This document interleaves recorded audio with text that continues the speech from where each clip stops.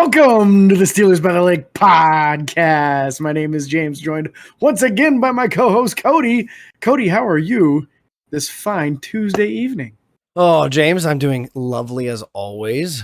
Work was a lovely time today. I had one of my long days, so it was a fun drive all over, God's green earth. It was a great drive. But I'm good, James. How are you? I'm pretty good myself. Glad to not be sweating my butt off anymore. It was a hot one today. And a basement, yes. Oh, yeah. Yes. And I'm good with it. I don't even care if I get cold. I'm fine. Yeah, it was a warm one today. The truck got hot for me real quick. And then we just said, screw it. Dude, I drank so much water today. I was like, yeah, me too. Oh. Every stop I went to where they'd offer me water, or they'd normally, if I asked, they'd get me water. Every stop, water, gone. It was a great time. I always weigh myself before I shower, and I weighed 5 pounds less this afternoon than what I did this morning. Did you go to the bathroom? Multiple times. Dos? But not 5 pounds worth, buddy. Fair enough. Just curious. Maybe one and a half if it was a really good movement, You got every now and then you just got to check. All right. Moving on from that talk to Steelers talk. So very first thing on the list today, we're going to go over some Steelers news, including technically a Steelers player, even though it's not Steelers news.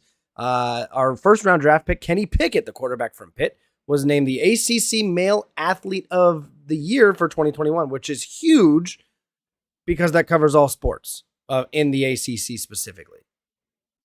Yep. So better than any other basketball players, baseball players, soccer, hockey, lacrosse. I don't know. Chess. Do they do lacrosse? Whatever. Swimming? All of it. Swimming? Bowling? Polo? Is it water polo or regular polo? I don't know. Is there regular polo? I don't even know. Yeah. Is there? On horseback. That's polo? Yeah. Oh, I didn't know that. Water polo, you should have to ride like a dolphin or something now that I know that. That'd be amazing. That'd be majestic. New Olympic sport.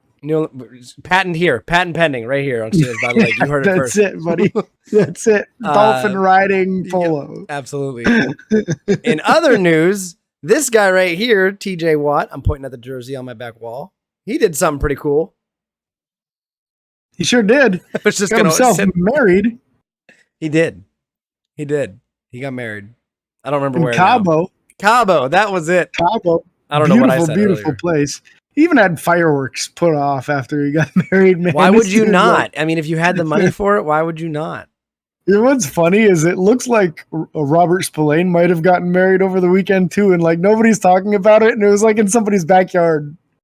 If that happened, I am going to tweet at him and make a post about him immediately when we're done with this recording right now. I'm going to do it. Listen, I got to make him feel good, and it would be a great time. For sure. Yeah. I'm going to do it. Yeah. How different people live sometimes, you know what I mean? Yep, 100%. Other news, James, you got this one. James, share this. Yes. So every year the NFL does players for the Hall of Fame as far as semifinalists, finalists. But then there's also the senior committee guys, which are either guys that played a long time ago or contributors, former coaches, owners, commentators, that sort of thing. In this list, there's 25 of them in the semifinalist stage, which is where they're at right now. It was just announced the other day. And in that list, current Steelers Vice President Art Rooney Jr. was listed. Also, former Steelers head coach Buddy Parker, who was back before Chuck Noll. So long time ago. I didn't know him. Yeah. Not a clue. You did not. Buddy Parker was most notorious for not liking rookies. So when you look back at old draft classes and you see all of a sudden there's like a huge span of the Steelers not drafting anyone at all, that was because Buddy Parker traded away all his draft picks to get veterans off of other teams. He just didn't like rookies. Fair enough. I guess that's not, that's there. I've taken coaching classes in my college career because of the sports background and everything. And that takes a skill to teach someone and to bring someone up into a new aspect of a sport, same sport, but different aspects and different things they got to learn. And at that time, different rules and play styles and all that stuff, maybe even more today than back then. That's a training skill. And if he didn't have it, maybe he didn't want to work on it. So Yeah, he just didn't want to mess around with it, man. And it's kind of funny because you look at that, and then immediately following, Chuck Noll takes over, and he builds through the draft. Yeah. And he's notorious for having come into that first training camp and looking at all the players there and saying, most of you are not good enough and will not be on this team. Most of you. Can you imagine that? I mean, he wasn't lying, though. No. They did not have a tradition of success before Chuck Noll, so that's crazy. That is wild. And we're gonna move on from this. In other news, sad news, whatever you want to call it, I'm gonna call it fake news. Heinz Field is no longer Heinz Field. Heinz specifically chose not to extend the naming rights for the stadium, mostly because there was another group that was willing to pay noticeably more than what Heinz felt possible by their company or whatever. And so now the new deal is a 15-year deal, very similar to what I think that's what Heinz was originally. And then I think they signed another 1 or 2 year deal, whatever. I don't remember exactly how many years it's been Heinz. It's been that since 2001. It might have been 20 years. Was it? It might have been a 20. Yeah, that makes sense. It was a 20-year deal. That makes total sense. Yeah. Because Three River Stadium and then Three River Stadium was gone. Heinz Field came in. And now it is Acrisure Stadium, if I said that right. I don't even know if I said it right. Yes, nor do I care. Right. It's Heinz Field. It's Heinz Field. Heinz Field. Cody's in denial, which is most of the fan bases as well. I understand that completely. I don't know what you're talking about. Heinz Field. You got to look around the league, though. There's a lot of stadiums that are like this, like the Ravens or M&T Bank Stadium. That's a lame name too. You know, it's just another. It rolls off the tongue company. A little better. Yeah, Acrisure Stadium. Acrisure will eventually. No, it's just new, so people don't like it, and I get it. I can't wait. It's not an amazing name, James. The first game we go to, I'm gonna just gotta start chanting Heinz Field and see what happens. I guarantee you that whole stadium. Everyone will cheer it. Everyone will do it for sure because nobody wants it to change. No. It sounds as though Heinz still is going to have some sort of partnership going on there. My guess is they're going to have some kind of Heinz highlights or something to keep those ketchup bottles in there and everything. That's my guess. Yeah, Art Rooney kind of hinted that they may keep the ketchup bottles after all. So we'll see. Maybe they'll still do like the Heinz red zone, but everything else is Acrisure. But we'll see. To me, the writing was on the wall with this. We talked to you guys back a couple years ago, actually now, when the Kraft organization, some call it a merger, some say it was a buyout, whatever. It's technically like the Heinz Kraft organization now. It's not just Heinz. There was a merger there, and it's no longer just Heinz. So I figured once Robert Kraft got his hands involved in the Heinz Corporation, it was only a matter of time before they were not going to be the financial backers for the Steelers anymore. So very unfortunate. It was really a fun tradition, you know, but that tradition is gone, and here comes the investment and insurance firm of Acrisure. And Heinz Field. Okay. It's still Heinz Field, Dakota. Moving on from the talk about Heinz Field, defensive lineman Daniel Archibong, who we just talked about 2 weeks ago when we went over the D-line depth chart and the breakdown of those positions on the D-line, retired from the NFL this past week unexpectedly, and that's kind of all that there is to know. I haven't seen or heard any news stories break about why or what caused it, or is it injury? Is it family related? Is it life? Is he not going to pass a physical this year? So rather than getting shit, like, I don't know what it is. I'm assuming it's not the physical thing because he's already been at involuntary workouts. Yeah, mini camps and whatnot. Yeah. Or excuse me, voluntary workouts. This is actually something that is pretty clear as to what happened here. Okay, go for it. Oh, he listened to last week's episode. He heard us say that he had no chance of making the team, and he said, well, I might as well just retire then. So that's fair. If that's the case, sorry about that, Daniel. I'm going to try not to repeat that for anybody else of these future guys. We can't repeat it for the middle linebacker crew. So no, they all have a shot of making the team, which is kind of crazy. We're going to go over that today. We're all linebackers to finish up the show today. Yeah. So we're going to talk about outside linebackers and middle linebackers because this week we are going over the positional breakdowns of the linebacking crew. So before we do that, we want to thank you guys real quick for all the likes and everything we're getting on Facebook. We're almost to 1,000 likes on Facebook, which is mind-boggling. When that happens, James and I will do something. We don't know what it is yet. We'll probably talk and think about that during the week this week. Okay, oh my. Oh my. I really hope you guys aren't watching this week's episode on YouTube. With that being said, we're not going to even discuss what just happened. We'll do something fun or exciting for you guys. Maybe we'll do some kind of giveaway or something. I don't know what we'll do. Maybe a small giveaway. Maybe I'll give away a lunchbox. Who knows? Jersey if we're feeling lucky or spunky. I don't know. We'll figure it out. But maybe we'll do like a Facebook Live event and bring you guys in and chat with you and stuff like that. I don't know. Those are options, especially since we're celebrating 1,000 followers on Facebook. Why not do a Facebook Live? That kind of makes sense. My brain just lit up like a light bulb. Good idea, young man. Yeah, I also want to thank the new follower and listener we have in Ohio.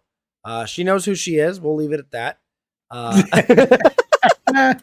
She did download today. It's always funny when it's nearing the end of the week and you can tell that people are downloading from specific areas because most of you guys download at the beginning of the week. So, or I should say when the episode drops. So it was a fun time chatting with a new Steelers fan today. Remember those 5-star reviews on Apple Podcasts? We will give you a shout out on the episode that it hits on. So linebackers, outside linebackers, let's go. Let's go. We're starting at the top, and there is no higher. Go ahead. We gotta turn it down. Turn it down. Oh, turn it down. Turn down for what? I played you into that so good. I never even saw it coming. I know. Most quarterbacks in TJ Watt. You know what I'm saying? That's true. That's true, man. At least 22 times last year, right? At least. It was more than that. We'll argue about that later. 22 and a half? 22 and a half. That's what it was. Best outside linebacker in the NFL. He got paid appropriately so this offseason, and you have to feel really good about his chances to not only break the Steelers' all-time sack record this upcoming season, probably before the season's even up, because he's not that far away from it. It's only like another, less than 10, I think, before he passes up James Harrison for the number one all-time spot. But just a tremendous leader. He leads with his emotions. He leads with his actions on the field. And very level-headed. You don't ever see him lose his cool, too. So it's a real blessing to have a player like TJ Watt on the team and leading the outside linebacker group and the pass rush in general. Stout against the run, too, right? He does a great job against the run. Oh, my gosh, yeah. Yeah, TJ's sitting at 72 sacks. James Harrison's at 80.5. So he'll pass that this year. He'll pass it. Yeah, he could do that by the bye week. He really could, especially with where our bye week is placed this year. Yeah, it's like week 9. He might do it. He really could. But yeah, I don't have anything more to say about TJ Watt. I mean, TJ Watt speaks for himself. He made himself, the animal he is today. You can say it's genetics. You can say it's whatever. The man's a freak. I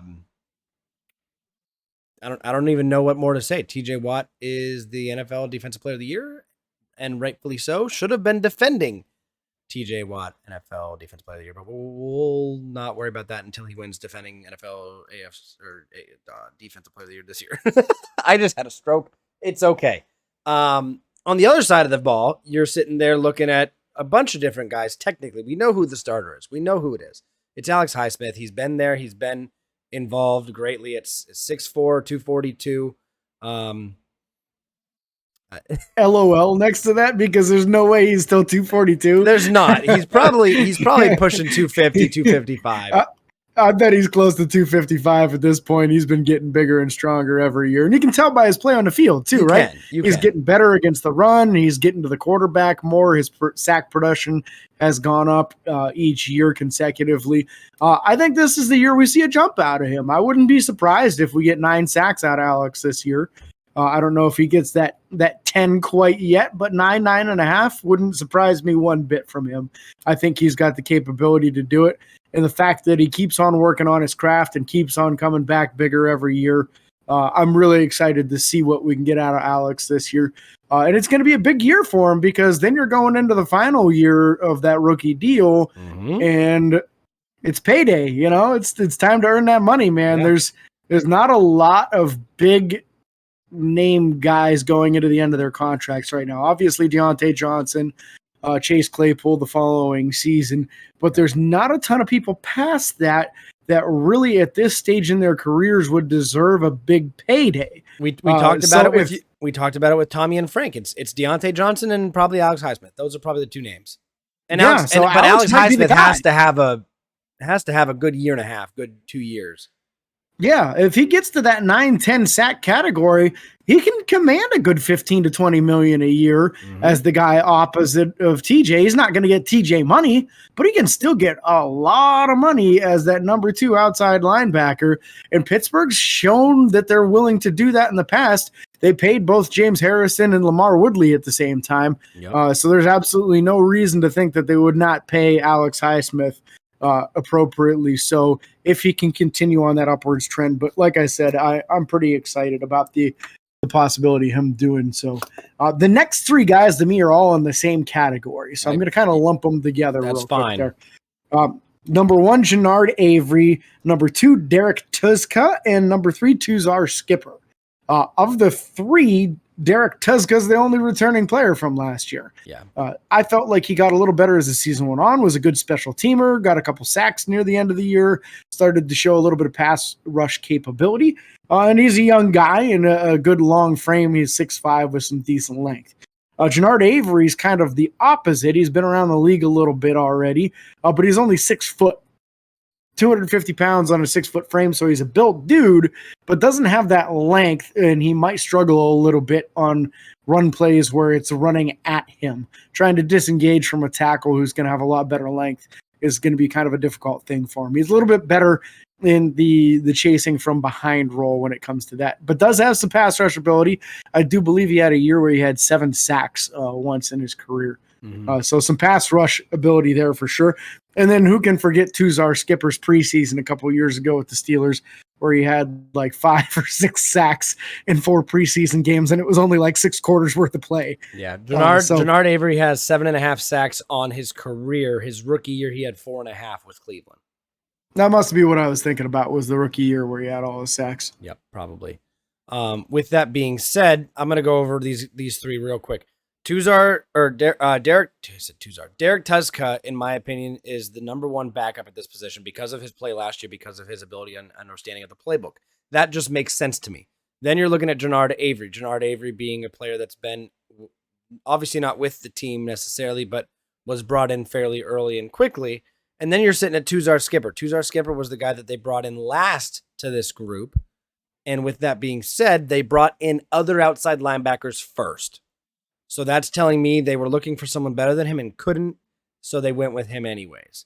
I think if Tuzar Skipper automatically was better than Jannard Avery, they would have already brought him in. It would have been faster than that. Or they would have got rid of Jannard Avery for one of the other guys they brought in. That just makes sense to me mentality-wise. So I think that Derek Tuzka, as of right now, is the number 1 starting outside linebacker, probably on both sides. If I would argue that on both sides he can play. And then Tuzar Skipper being the third of those 3 guys, Jannard Avery being the middle guy. The last 3 guys on this list, Tyree Johnson, TD Moultrie, both undrafted free agents from this year, and Delonte Scott, who's been in the league for a year, are on the outside looking in. I don't see us keeping 6 outside linebackers. 4 or 5 max. Yeah. So, especially when you look at the depth at middle linebacker and how we handled the injury issue we had 2 years ago when we had a bunch of guys go down. They kept more middle linebackers last year. I'm sure they're going to do the same thing this year. I'm very curious to see what they do. But again, Tyree Johnson, TD Moultrie, Delonte Scott, those are the names I would recommend watching during specifically preseason if you get the chance, or training camp if you're there. If they make a play and they can jump in or around those other 3 guys, Tuzar Skipper, Jannard Avery, Derek Tuzka, and get some playing time, there's a chance they could push one of these guys off the roster. Not likely. Yeah, they're looking at future depth too. Yep. Who can they keep on the practice squad for a year and then maybe jump into the role that Jannard Avery might fill this year? Because I'm kind of with you. I assume that it's going to be Tuska and then probably Avery, but I'm not ruling out Skipper. I think Skipper could absolutely outshine Avery in the preseason and get that spot. But they're probably going to lean towards a young guy that they can develop on the practice squad rather than a veteran that they already know what he is. So I think there's a real big opportunity for both Tyree Johnson and TD Moultrie to prove what they possibly could be in the NFL with their first opportunities here. Delonte Scott, I think, was on the preseason or on the practice squad with the Steelers a little bit last year. So he at least will be familiar with the defense and the scheme and the playbook and whatnot. Yeah. So that's an advantage for him. He might get on the field before the two undrafted guys when the preseason games come along.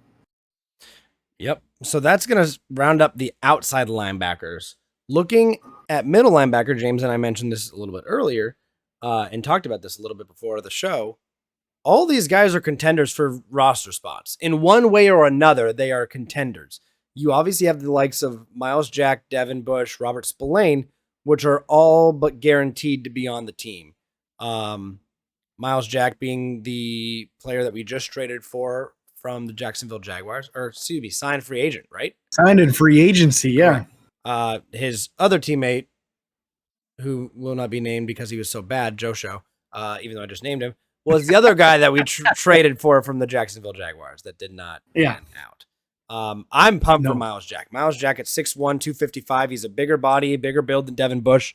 And a lot of the times with 3-4 defenses where teams are running those two middle linebackers, they typically have those guys, one a little bit bigger than the other one kind of more fast and ability to defend the run, another one a little bit more pass breakup ability. I think both these guys are pretty well versed in both areas. Devin Bush just being the guy who had a rough last 2 years with the injury, coming back off the injury and not playing super, super well last year.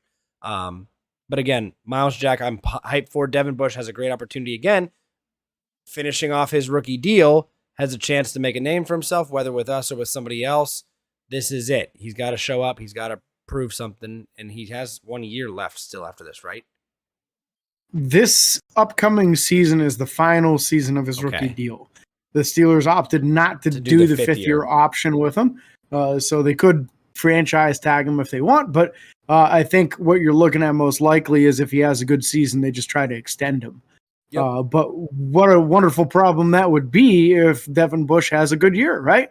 I'm with you as far as Miles Jack. I'm stoked to see him out there. He's known for extreme capabilities in pass coverage, which has not been something that our guys have excelled in the previous couple of years here, really since Shazier. We haven't had a middle linebacker who was really good. Yeah. Vince Williams. And Vince was great at rushing the passer. Yep. And then you had Shazier, who was excellent out there in coverage and in space. He had a knack for getting his hands on the ball and getting some interceptions. Miles is a very similar guy to that as far as against the pass. So we got to see these guys step up against the run, but I think the having Tyson Alualu back at nose tackle is really going to help them out, get them a little bit more room to work. And then Robert Spillane, just the experienced veteran, kind of good in all scenarios. I'm with you. I think he's kind of a lock as far as making the team along with those two starters. But then we start getting into the next tier of guys. So we've got Ulysses Gilbert III and Marcus Allen. Both have been with the team a good 3-4 years now at this stage. And you're still wondering, what do we have with them, right? Yep. Ulysses has shown some real spurts where he looked really good. And then other times where he just struggles to get on the field even when there's a bunch of injuries. Marcus Allen has shown real well on special teams, but as a middle linebacker, still trying to adjust from being a safety, kind of looks out of place sometimes where he's maybe not sure when he's supposed to shoot the gap and kind of gets run around. Just a little smaller for a middle linebacker. You know, they have him listed at 215. I don't think he's 215 anymore. He probably beefed up to a good 230 or more, but still, it's a tough adjustment for safeties going from that to where, you know, when you come down and help against the run as a safety, typically you're not engaging a guard or a tackle. You're dealing with a tight end or a fullback or something at worst. Sometimes even just a wide receiver. Now all of a sudden you're going against 330-pound dudes. Yeah. And if you're only 230, that's a hell of an adjustment. So I think it's been kind of difficult for Marcus Allen personally. But we had a fun little interaction with a Facebook member of the Steelers by the Lake group as far as Ulysses Gilbert III. Cody, you want to talk on that? Yeah, Angela Edwards. We posted something on Facebook. We actually reposted something the Steelers posted, which was a jersey in the locker room, Minka Fitzpatrick jersey in the locker room, which I will own one day now that he has signed an extension because he's wearing my high school number, just saying. So I will own that jersey as soon as possible. So keep an eye on for that. But the Pittsburgh Steelers said, "What's choice by Minka, though, really to take your jersey number." I know, what a savage. Very smart. Very smart. I mean, it's good look for him. It looked good on me. What's your favorite Steelers jersey you own? Is what the Steelers said, and we had one person comment on it, and it was Angela Edwards who said Ulysses Gilbert III with a picture of her jersey with it autographed, which is pretty dope. And then we responded, "That's an awesome jersey right there," because you guys all know, if you've listened to the podcast a little bit, James and I are very we're big fans of Ulysses Gilbert. We want to see Ulysses Gilbert. We'd love to see UG3 come in and shake up the depth chart and play well and make the team for a long time. We like UG3. We do. I don't know what more there is to say. We like him. Oh, no, absolutely. He had all kinds of athleticism coming out, all kinds of upside and potential. So we've been hoping since his draft, really, that we'd get a chance to see him really show what he has on the field. Yeah. So then Angela Edwards commented back and said that she's kind of partial to him with a picture with him. And we're like, oh, okay. What the heck's going on here? And we'd love to hear the story about that. Well, she responded and basically just said that she works with a couple of his family members, wherever it is that she works. And that is awesome. I mean, that's so fun. We love to hear the stories from you guys and your interactions with players, whether you know them or whether you've just had really fun passing bys with them or whatever. Or if you're our good friend here at Steelers by the Lake, Noah, who, if you haven't seen, we share pictures from the Erie Express. Noah is a player that James and I sponsor for the Erie Express, Noah Wagers. And he high-fived Eric Ebron once and said he would never wash his hand again. So we love to hear the kind of interactions you guys have. I'm going to go ahead and say right now that if you guys get the chance to listen to this, go on the Facebook page. The YouTube video will be shared there, or actually probably YouTube video and the audio from Podbean, the app that we use to post. Comment your favorite interaction you have, your favorite memory with the Steelers player, past, present, future. It would be weird if you have a memory with a future player because we don't know who's going to be on the team later. But let us know your most fun interaction or your most memorable interaction there on Facebook, and we'd love to share that next week on the podcast or weeks moving forward as we get them. So, yeah, moving on. I mean, same thing. Shout out to Angela. Really, that's awesome. Yes. Cool story. And if you guys give us interaction like that on any, whether it be Facebook, Twitter, Instagram, wherever you want to interact with us, that kind of thing could be mentioned on the show. So keep that in mind. There could be some benefit to telling stories and having fun with us online, you know? Maybe we'll bring you on the show for one of these stories if they're good enough. We'll find out. You never know. But no, I'm with you on the Marcus Allen UG3. It's hard to do. It's hard to run up against the guys when you're smaller, when the weight's not there, the strength isn't there. It's a mismatch. It's literally a mismatch at the definition of a mismatch. You have a guy that specifically played safety going up against linemen and tight ends, and it just doesn't normally play out very well. Buddy Johnson, Mark Robinson, the last two guys on the list. Buddy Johnson being a 4th round draft pick last year. I believe it was the 4th round. I think he was the compensatory pick in the 4th. I believe you are correct. So again, Buddy Johnson, great chance to make the team just because of the investment there. I think I would personally say that he's a little bit above Marcus Allen because of Marcus Allen being older.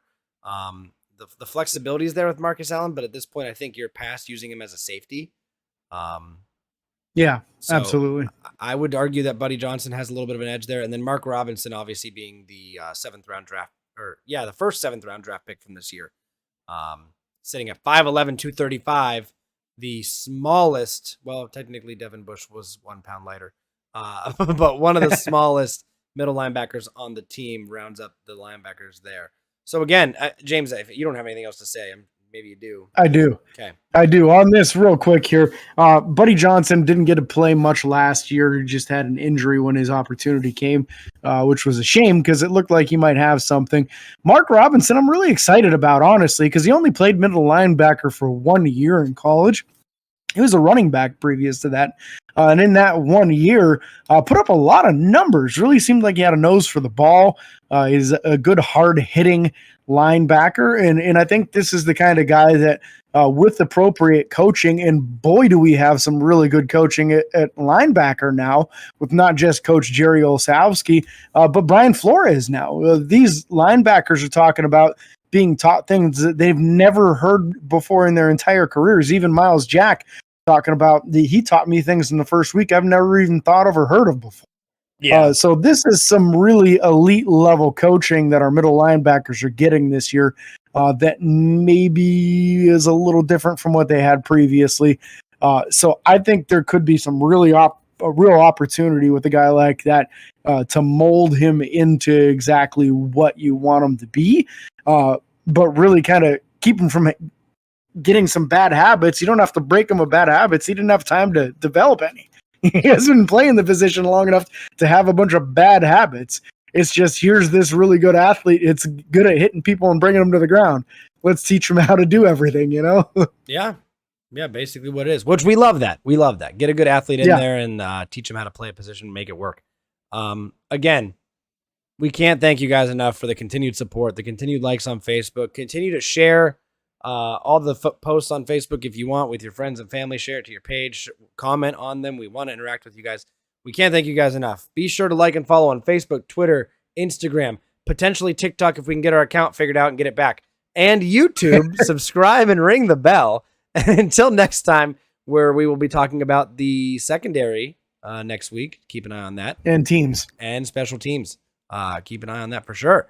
I got to talk about those kickers and punters and long snappers. They count. Christian Coons. Again, thank you guys so much. Until next time, this is your host, James and Cody, signing off. Peace.